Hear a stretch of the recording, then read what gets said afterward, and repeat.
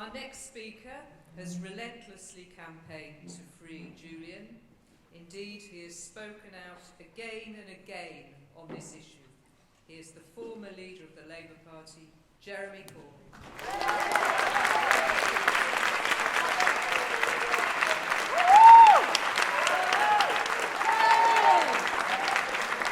Thank you. Thank you so much, everyone, for being here tonight on probably the coldest day of the year in London so far. To get a good turnout is very, very important. So thank you all for coming. And could we just say a big thank you to those people that have been involved in the campaign for Julian's freedom from the very beginning, those that have braved cold, wet days outside Belmarsh to make sure the whole world knows about it whenever they go past Belmarsh. And of course to Stella and all the campaign for their incredible work, determination and the principles that they brought to this campaign. Thank you very much indeed.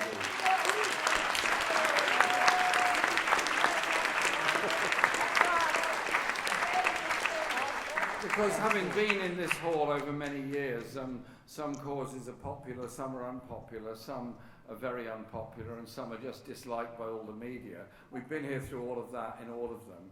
And the Assange campaign has gone on for a very long time. And I suspect whatever happens on day X is going to be going on for quite a long time after that. So be prepared to get to know each other very, very well. Because you'll get to like each other very much by the end of it. And could I say thank you to all the other people, other friends that are speaking on the panel tonight. I heard Len and I know Richard Bergen very well, and I want to say a big thank you to David Davis, not just for what he said just now, but his very principled stance in Parliament in support of civil liberties and human rights. We go back a long time when both of us have frequently disagreed with our own front benches. I've even disagreed with my own front bench when it was my own front bench. If you understand the subtlety of that particular message. And so it is important to also recognise the role that has been played by much of our media in this. Now, this is, by any standards, a global story. When a very well-known, very famous, very brave person, Julian Assange, uncovers deeply uncomfortable truths about a lot of things, not just the USA, about global corporations, about the horrors that went on in various wars, and about the way in which governments operate to try to silence dissent and opposition and the right to know. I ask myself, where have the majority of the British media been during all of this going on? Even when there's a case going on in the High Court, not 10 minutes away from their offices, who are the journalists there? They seem to me to be, and I've been there quite a lot myself, from every other country in the world except this one. I mean, is it the problem they have over transport around London? I don't know. But I just hope that when we're there in February, there is going to be serious, detailed, and extensive coverage of this absolutely crucial trial, because it matters to all of us. It's not whether you agree with or disagree with US policy on Guantanamo Bay, agree Iraq, Afghanistan, and so on. You do need to know what is being done in your name. Yeah. You do need to know how those decisions are made. You do need to know what the consequences of those decisions are.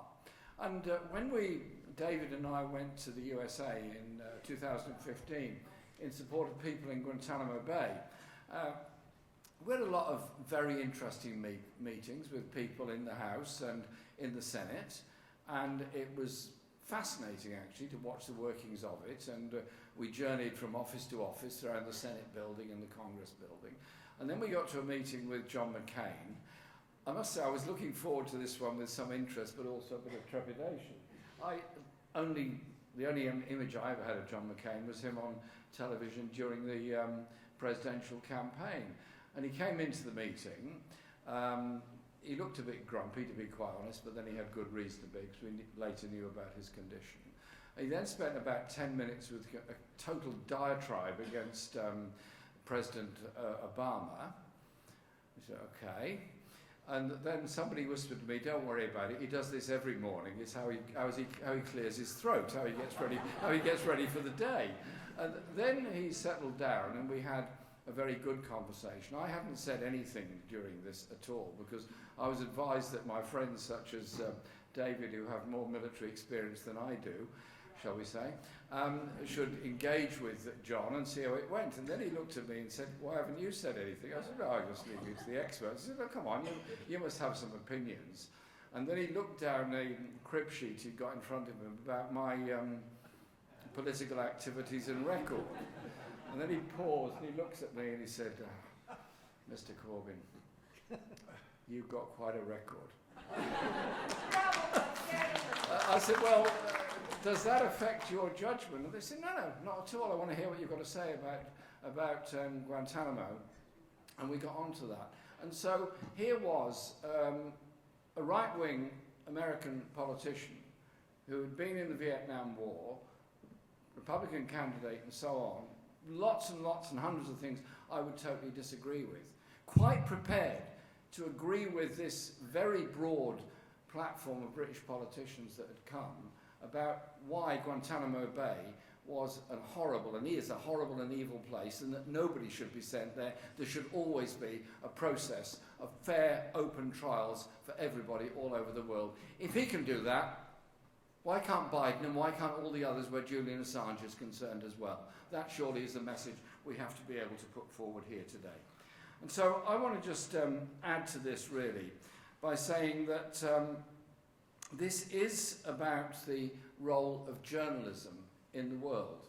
Now, our newspapers seem to me to produce less and less informative news, more and more opinion, and all of our TV channels find global reporting more and more expensive, entertainment and opinion much cheaper to broadcast. And this is a real problem. So often the world is much less well informed than it ought to be, much less information goes out, and as a result we all know much, much less. I want to know what's happened to those journalists that have died paying the ultimate price trying to bring out the truth. 80 have already died in Gaza, many more have died in other instances all over the world, in Colombia, in Congo, in Mexico, disappeared in prison in Egypt and many, many other places. And so I say to all our journalistic friends, if you want to be able to pursue your profession in the way that you should, to pursue the truth, to look for the real issues behind any particular story, and be protected in doing that, then you need to be standing with and supporting Julian Assange.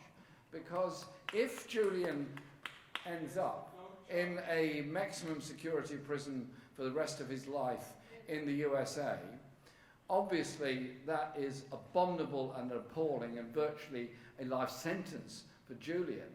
But it's also a message to every other journalist around the world. Just suppose for a moment you're a young investigative journalist in Ivory Coast or Senegal or Nigeria, and you've discovered that there's a waste dump that's dumping European waste there.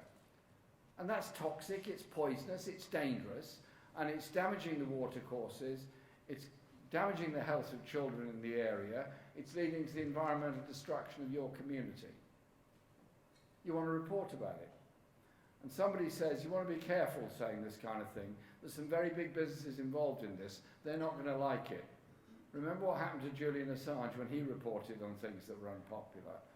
It's just a sort of idea that there will become a self-censorship of journalists all over the world because of the fate of the bravest one of them all, which is Julian Assange. That's why, one of the reasons why, it's very, very important to get behind him and get behind his campaign.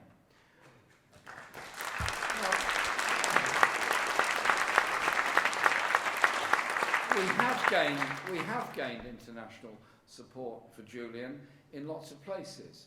In Australia, where he comes from, in this country, there's a lot of people giving support, not so much in Parliament, but there's an awful lot of people around the country.